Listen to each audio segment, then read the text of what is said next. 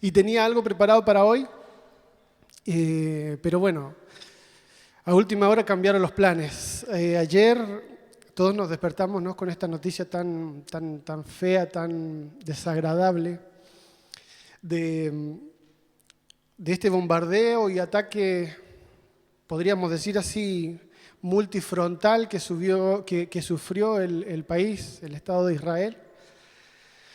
Y este ataque está perpetrado por un grupo terrorista, ¿cierto?, que se llama Hamas, que se ubican ahí en la Franja de Gaza, y estos conflictos llevan mucho tiempo, muchos años. Y nosotros como cristianos a veces tendemos a tener como muchas o diferentes interpretaciones de estas cosas. Y si bien, como les digo, era otra cosa la que yo quería compartir hoy con ustedes, pero creo que esto que vamos a hablar hoy también tiene que ver precisamente con este hecho puntual, pero también con las misiones, precisamente. Bueno, entonces, esta noticia que seguramente ustedes lo han visto en los canales también de televisión, de noticias y todo esto, ¿qué tiene que ver con nosotros?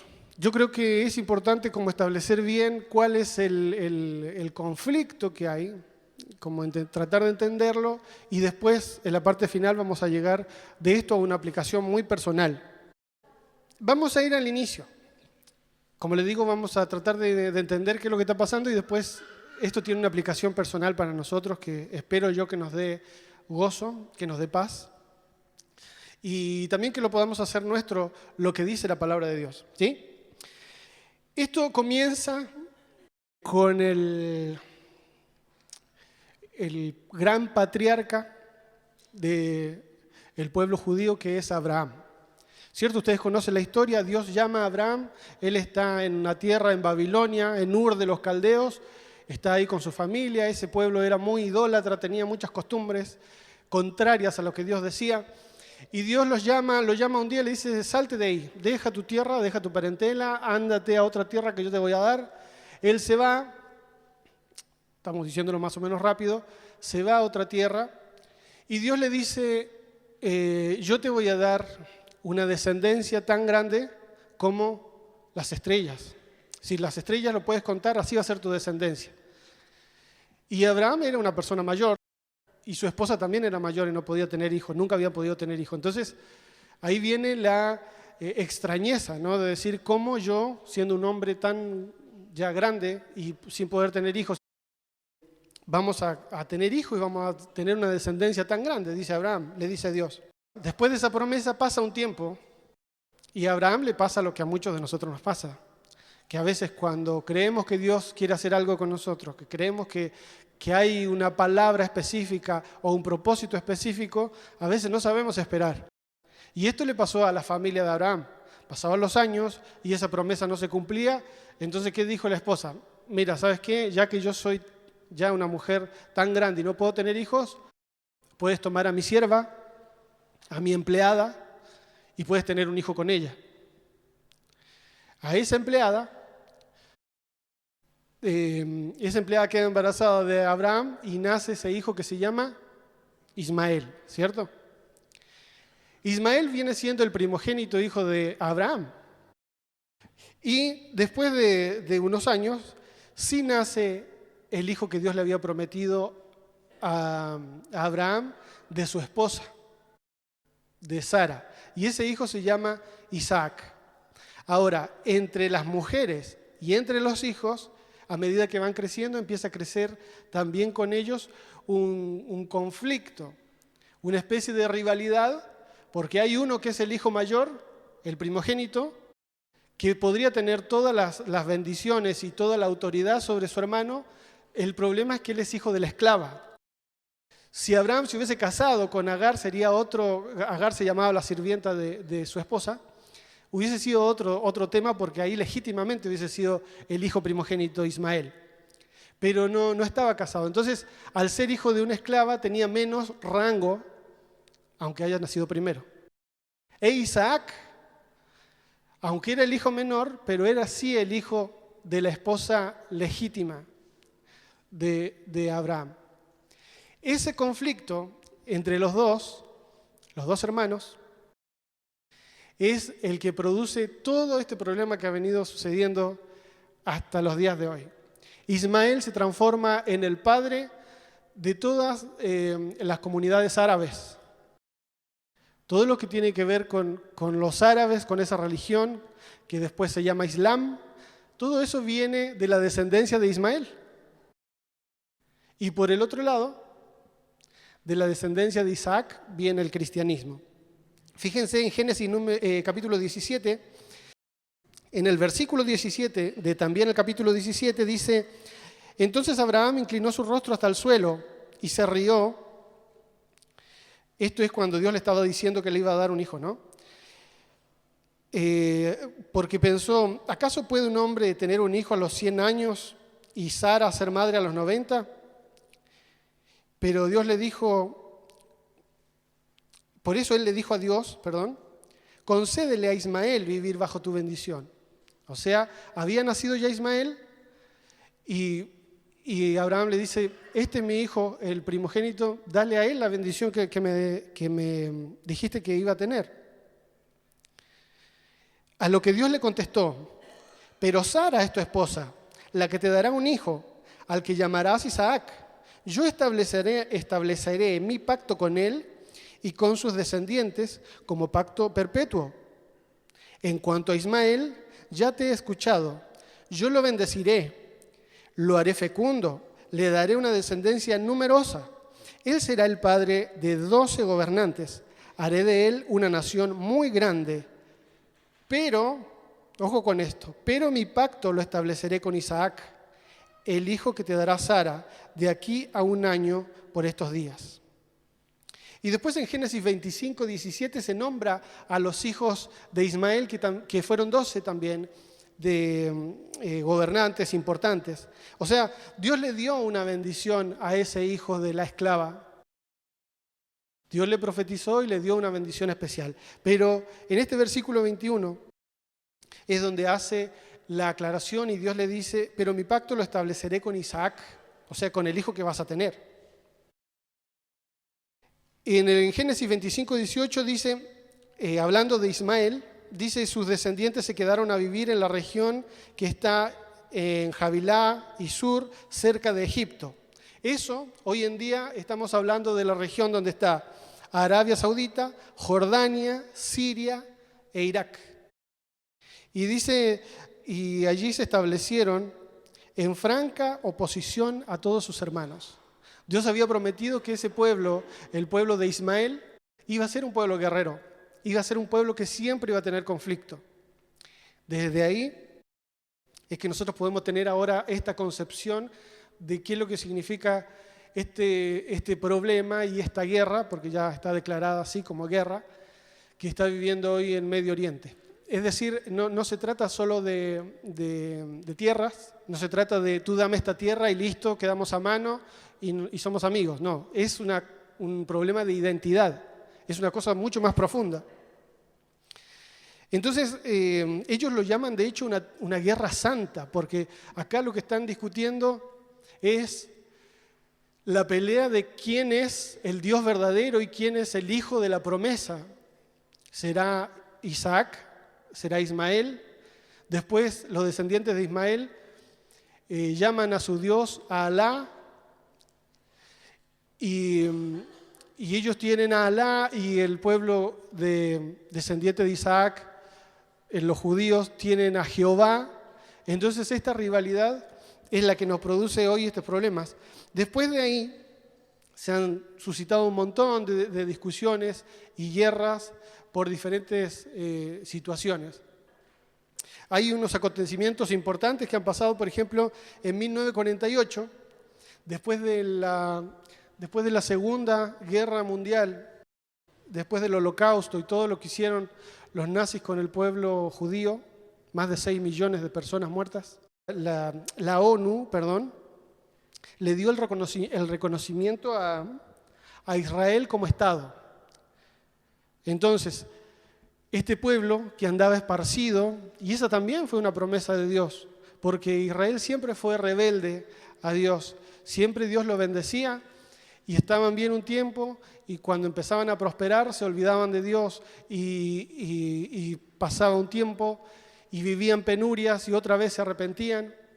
Y esto me hacía pensar también de que nosotros a veces tenemos este concepto de cuando escuchamos estas cosas de decir, bueno, pero no pasa nada, ya está todo escrito. Y cuando decimos eso es como que, bueno, no sirve de nada lo que yo haga porque si yo tengo que orar o no orar, no importa, porque Dios lo va a hacer igual o no lo va a hacer. Si está escrito, lo va a hacer. Pero en la Biblia vemos que hay muchas veces que Dios se ha arrepentido. Y algunos dicen, no, pero la Biblia dice que Dios no es hombre para que se arrepienta. Pero hay veces en que Dios se ha arrepentido. Vemos, por ejemplo, el caso de Nínive, cuando Jonás va a predicar. ¿Se acuerdan de eso?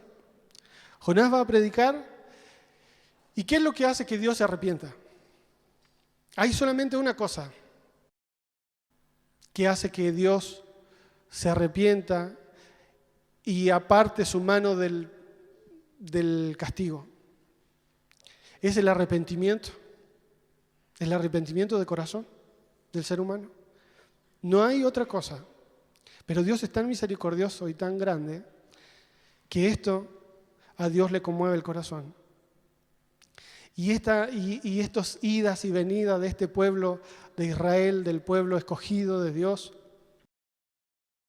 ha sido así, ha sido por eso. Porque se arrepienten, vienen, se dedican a Dios y después vuelven a pecar. Vemos el libro de los profetas, ¿no? Los profetas mayores, los profetas menores, cómo el pueblo va y viene, de repente está bien, alabando a Dios, diciendo, no, nunca más vamos a hacer lo que hicimos anteriormente. De repente pasa una generación y los hijos de los que dijeron eso se olvidaron y empezaron a hacer lo malo y empezaron a servir a dioses ajenos. Y así ha sido. Pero siempre hay de parte de Dios una cláusula para que Él detenga el castigo del ser humano y eso siempre ha sido el arrepentimiento de corazón.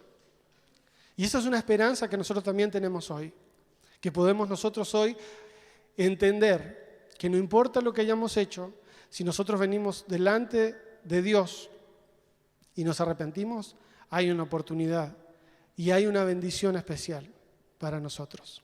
Ahora, el arrepentimiento de la Biblia no es solamente quedarse a brazos cruzados y decir, qué mal que estuve acá sí que me caí feo y quedarse así de brazos cruzados. No, el arrepentimiento de la Biblia es hacer eso, pero volverse a Dios. Una cosa es dejar de hacer algo malo y otra cosa es volverse a Dios. No es lo mismo. A veces pensamos que la gente porque se emborracha, porque se droga, porque mató a alguien, simplemente con que lo deje de hacer ya es candidato a ser hijo de Dios y adquirir las promesas de Dios, y no es así. Puede dejar de hacer eso y de todas formas no ser un hijo de Dios. Porque solamente cuando te vuelves a Dios, estás realmente siendo consciente de lo que hiciste, pero también del único que puede sostenerte para que nunca más vuelvas a hacer eso y a quién le dedicas tu vida. Ese es el arrepentimiento que Dios siempre ha tomado en cuenta para detener su mano y su castigo. Dentro de los acontecimientos que han pasado durante todos estos años, está eso. En 1948, que la ONU le da un territorio a Israel y le dice, ustedes pueden vivir acá. Perfecto. Ahora, el pueblo palestino, que es precisamente donde están las naciones árabes, y bueno, hay muchas otras más, por supuesto, también, les da otros territorios que ahora vamos a ver en un mapa, y le dice, ustedes pueden vivir acá, ustedes pueden hacerse un país acá, después de haber pasado todo esto de la Segunda Guerra Mundial. Después, en 1967, hubo también otro conflicto. Ahí ya Israel ya era un país, ya tenía sus límites territoriales y demás, y viene otro conflicto que se llama la Guerra de los 6 días. Se juntan ahí Egipto, Siria, Jordania e Irak para atacar a Israel. Israel es un país chiquito así, y los otros son países inmensos. Se juntan todos para atacar a Israel en simultáneo, e Israel, el ejército de Israel, descubre la táctica y los empieza a atacar y los hace retroceder y gana esa batalla. Eso sucedió en 6 días, por eso se llama así, la guerra de los 6 días. Vemos otra vez el favor de Dios a través de ese pueblo. Ahora, en el 2014, el 2021 también, hubieron otros conflictos así como el que hay, parecido al que hay hoy. El que estamos viendo hoy no tiene precedentes en cuanto a la cantidad de muertos y a la forma en la que fue ejecutado, pero siempre en esos sectores han habido este tipo de problemas. Y ahora, por ejemplo, lo que está pasando, vamos a ver el mapa, a ver si podemos verlo. Es esto. Fíjense que acá tenemos un mapa, obviamente ampliado, de lo que es Israel, porque Israel en realidad es un país bastante pequeño. Todo lo que está en color como blanco o más clarito es el territorio que tiene Israel, designado por la ONU, para que ellos en ese territorio ejercen la soberanía, es decir, ahí son un país. Y las partes verdes son el territorio que tiene los palestinos, el pueblo palestino.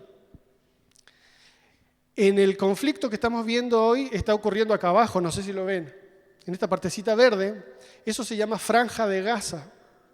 Y ese territorio que está todo marcado ahí con rojo alrededor, está partido a la mitad por una valla, donde parte de eso es de Israel y la otra parte es territorio palestino, pero está siendo gobernado por un grupo terrorista que se llama Hamás. Ese grupo terrorista a la vez es financiado por Irán y por otros países. Son fundamentalistas, es decir, ellos creen, como dijimos al principio, que todos los que no son de su religión, todos los que no sirven a Alá, son dignos de muerte porque son traidores.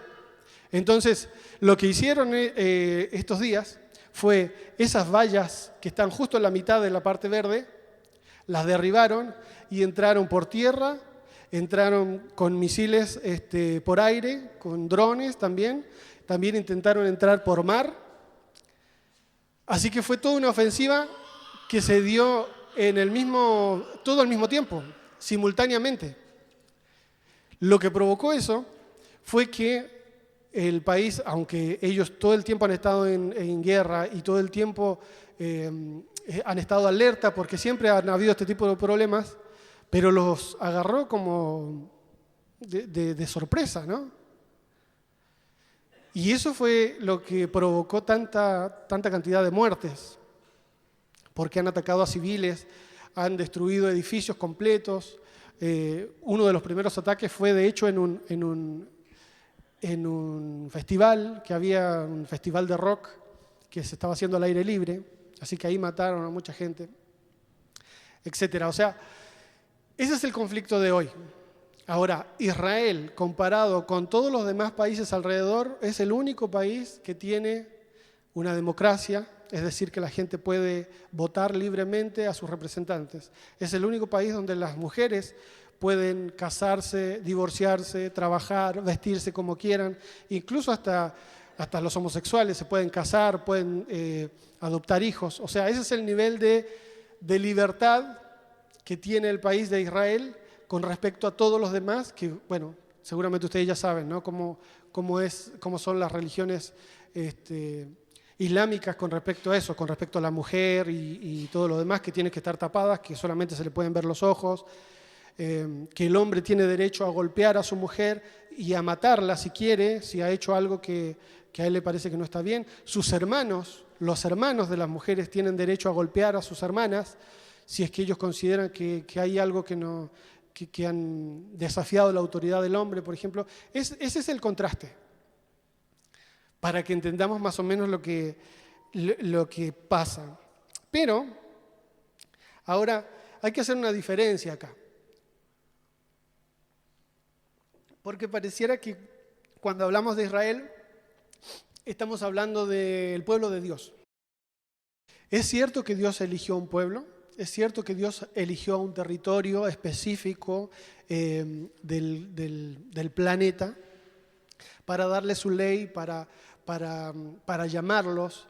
En el Antiguo Testamento vemos cómo Dios le dice: a ustedes no los escogí porque eran los mejores. De hecho, porque eran los más pequeños. En la tierra es que escogí a ustedes, un pueblo de pastores. Pero cuando viene Jesús, eso deja de ser así. Entonces, hay que hacer una diferencia. Cuando hablamos de judaísmo, sobre todo el judaísmo ortodoxo, es una religión que, claro, que nace en Abraham, Isaac, Jacob y viene hasta nuestros días, y es una religión, son personas que están buscando y esperando todavía al Mesías. Para ellos Jesús no es el Mesías. Esto lo hemos hablado seguramente en otras charlas, ¿no? En otras predicaciones. Pero ellos todavía están esperando al Mesías, porque no les cabe en la cabeza que Jesús, un carpintero humilde, de un pueblito que nadie daba un peso, como Nazaret, pueda ser el Hijo de Dios. ¿Cómo el Hijo de Dios, de ese Dios que hemos venerado durante tantos años, durante miles de años, que le hemos ofrecido sacrificios, que le hemos dado nuestros mejores animales en sacrificio, que le hemos dedicado a nuestros hijos para que sirvan en su templo, cómo ese Dios va a venir a nacer en un establo, en un lugar de mal olor con animales? No lo pueden entender. Nunca lo han podido entender. Y hasta el día de hoy siguen esperando a su Mesías. Esa es la religión judía. Nosotros no somos judíos. Hay algunas iglesias cristianas, lamentablemente, que no han entendido muy bien este concepto y tratan de parecerse. Hay algunas iglesias donde uno, para entrar, iglesias cristianas, de hecho acá en Argentina, donde uno tiene que ponerse el gorrito que se llama la kipá, donde las mujeres tienen que taparse el pelo y demás, emulando esas costumbres de esa religión, pero el judaísmo es eso, es una religión. ¿Está bien? Cuando hablamos de Israel, hoy, estamos hablando de las diferencias hoy. Cuando hablamos de Israel, estamos hablando de un país común y corriente, como cualquier otro país que tiene un presidente, que hay gobernadores corruptos, que la gente mata, que se roba, que la gente trabaja en diferentes cosas, que sí es cierto que alrededor de todos los demás es como un oasis, digamos, en cuanto a la libertad, porque todos los que están alrededor viven de otra manera. Pero Israel es un país, el judaísmo es una religión y el cristianismo es otra cosa. El cristianismo es esta relación que nosotros tenemos basada en Jesús, en nuestra relación con Dios. Y eso no tiene nada que ver con las otras dos. Uno puede ser judío porque también hay judíos que son cristianos. Los que no son ortodoxos pertenecen a la religión judía, pero también creen en Cristo como el Mesías. Entonces, ¿puede ser judío y ser cristiano? Sí. ¿Puede ser israelita y ser cristiano? Sí. ¿Puede ser israelí y no ser cristiano? Sí. ¿Y puede ser israelí y no ser judío? Sí, también hay un montón de israelíes que no son judíos. ¿Sí se entienden las diferencias de las tres cosas? Entonces, es importante esto para que nosotros no pensemos que nosotros no somos ni Israel ni somos judíos, somos cristianos. Fíjense en Gálatas capítulo 3 lo que Dios dice al respecto de esto. ¿De dónde es que sacamos estas ideas? Gálatas 3, 28. Dice así el apóstol Pablo hablando de esto: ya no hay judío, yo eso lo subrayé, ya no hay judío ni griego, no hay esclavo ni libre, no hay varón ni mujer, porque todos vosotros sois uno en Cristo Jesús. Y si vosotros sois de Cristo, ciertamente linaje de Abraham sois y herederos según la promesa. O sea, lo que está diciendo ahora Pablo es todas esas bendiciones que Dios le había prometido a su pueblo, a Israel, a un territorio específico, ahora son de todos nosotros. ¿Está bueno eso o no? ¿No les gusta? Bueno. Y en Romanos 2, fíjense lo que dice, en Romanos 2, 28, algo parecido. También hablando Pablo dice, pues no es judío el que lo es exteriormente. Claro, estaba hablando de esto porque los judíos, en ese momento, cuando empieza a crecer el cristianismo, se empiezan a sentir un poquito más importantes, por así decirlo. Porque mira, Jesús también era judío, entonces nosotros que somos judíos, igual que Jesús, tenemos un poquito más de categoría que ustedes que no son judíos, decían algunos, ¿no?, en las iglesias.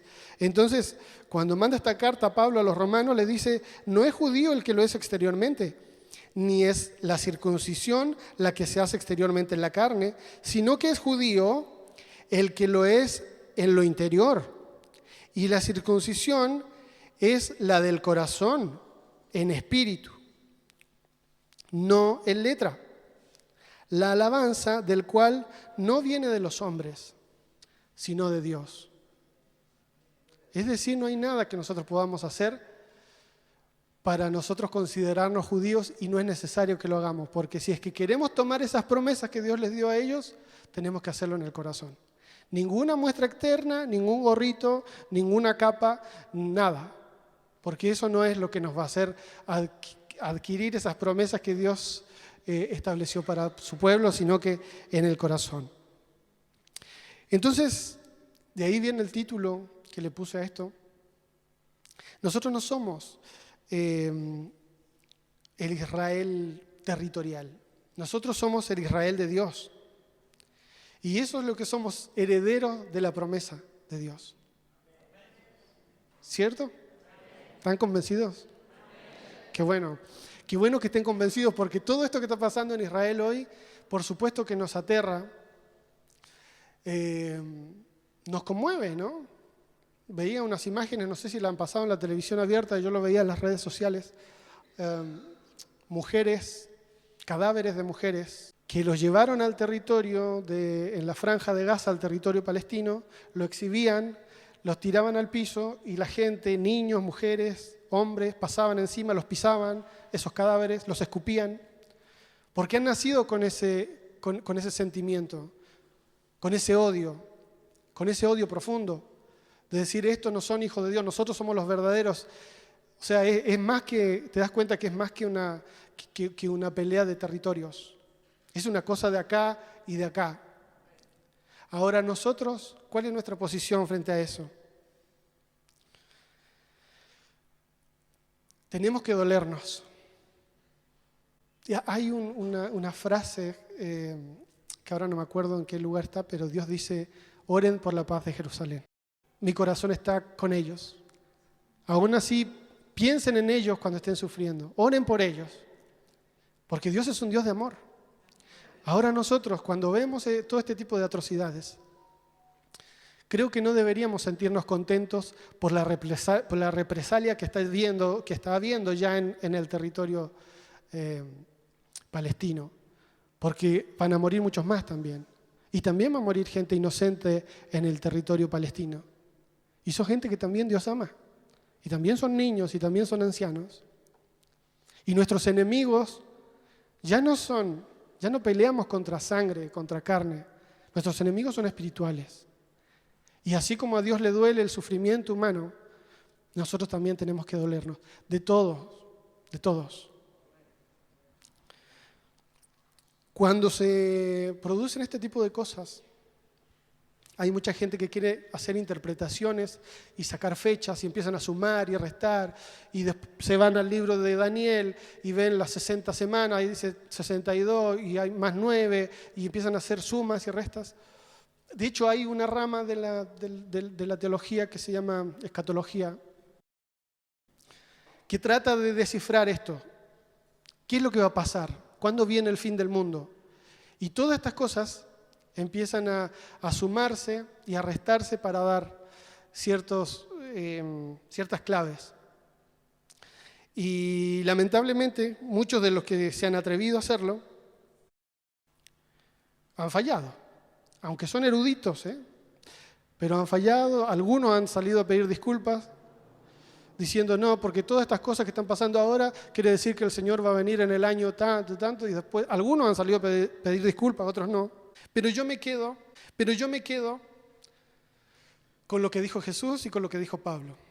A Jesús le preguntaron también, Señor, ¿cuándo van a hacer estas cosas? ¿Cuándo va a venir el fin del mundo? Y Jesús dice en Mateo 24, nadie sabe cuándo será el día o la hora, ni siquiera los ángeles, ni el Hijo mismo. Él está hablando de Él mismo. Ni siquiera yo, dice Jesús, lo sé. Solamente lo sabe mi Padre. Y en Tesalonicenses, Pablo escribe: pero acerca de los tiempos y de las ocasiones, no tenéis necesidad, hermano, de que yo os escriba, porque ustedes saben perfectamente que el día del Señor vendrá así como ladrón en la noche. ¿A qué es lo que me lleva a reflexionar esto? Que nosotros, no hay ningún ser humano que esté capacitado para hacer sumas y restas y decir: este es el día que va a venir el Señor, este es el día que se va a terminar el mundo. Lo que sí hay eventos que nosotros vamos observando. ¿Qué es lo que dijo Jesús? Cuando haya guerra, rumores de guerra, hambre, pestilencia, violencia, y esas cosas ya las venimos viendo hace bastante, ¿cierto? Esta es una guerra más. Hace como 2 años hay guerra también entre Ucrania y Rusia, y hay otros países que están en conflicto también en cualquier momento. Entonces, ¿cuándo viene el Señor? No lo sabemos. ¿Estamos capacitados para saberlos? No. Pero sí podemos tener presente la palabra de Lucas 21-28, que dice: cuando todas estas cosas comiencen a suceder, erguíos, levantad la mirada, levantad vuestras cabezas, porque vuestra redención está cerca. Estas señales ya las estamos viendo. Y esto no es para asustarnos, aunque obviamente da un poquito de nervio, ¿no? Pero todas estas cosas ya están sucediendo y hace mucho. Y no quiere decir que pase en todos los países lo mismo.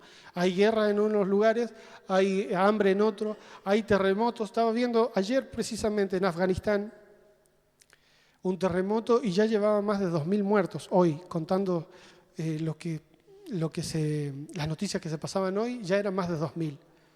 Y así.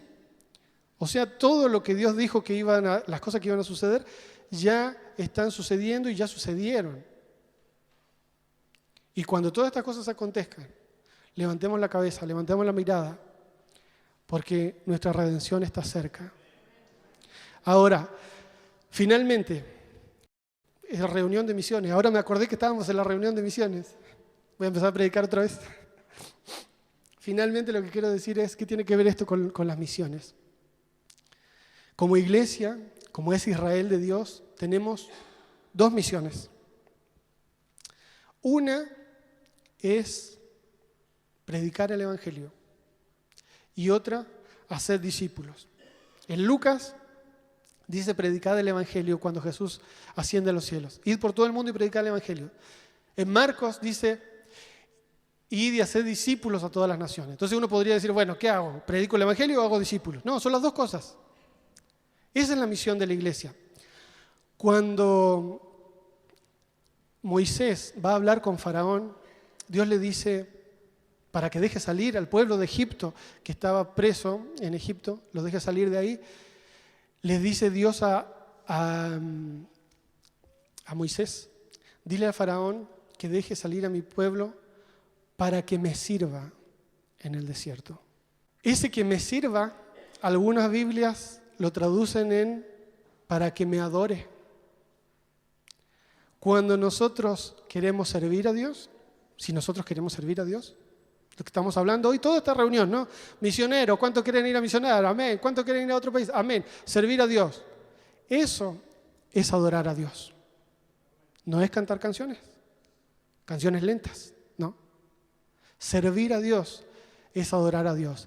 Y el servicio que Dios le ha pedido a su iglesia antes de partir de este mundo es esto: vayan y prediquen el Evangelio, prediquen esta buena nueva. ¿Cuál es la buena nueva? Que todos podemos ser de Israel hoy, que no necesitamos sacar un pasaporte, que no necesitamos pagar una inscripción, ni pagar impuestos, gracias a Dios, no lo necesitamos. Podemos ser de este pueblo escogido de Dios que se llama Israel. Esa es la buena noticia. Y la otra es: enséñenle. O sea, nosotros tenemos que aprender para poder enseñar a otros cuál es el camino, ¿sí? Obviamente, lo digo, ya ustedes ya lo saben, pero obviamente tenemos que vivir lo que queremos enseñar, por supuesto, ¿cierto?